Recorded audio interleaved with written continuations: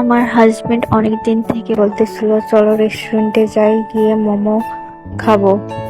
আমি বললাম রেস্টুরেন্টের মোমো তো একটুও ভালো লাগে না, তো আমি তো অনেক ভালো মোমো বানাইতে পারি বাসায়। তো সে বললো আচ্ছা আমাকে একদিন বানাই খাওয়াবো। তো আমি তার জন্য সবকিছু রেডি করতেছিলাম।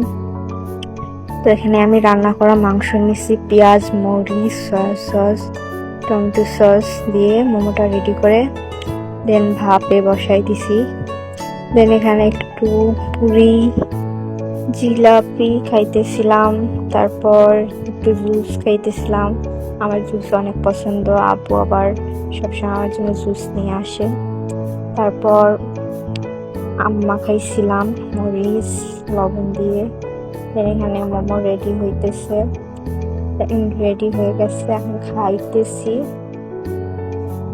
ও খেয়ে বলছে এত মজা হয়েছে, ও দ্বিতীয়বার আবার খাইতে চাইছে, তো আরেকদিনও বানাই দিব।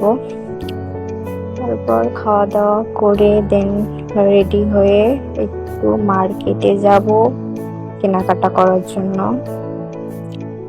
তো তার জুতা পায়ে হয় না, তো সে দোকানে গিয়ে অর্ডার দিয়ে আসছিল তার পায়ে মাপে আনার জন্য। সে সব দোকান খুঁজছে কিন্তু তার পায়ে জুতা পায়নি, মানে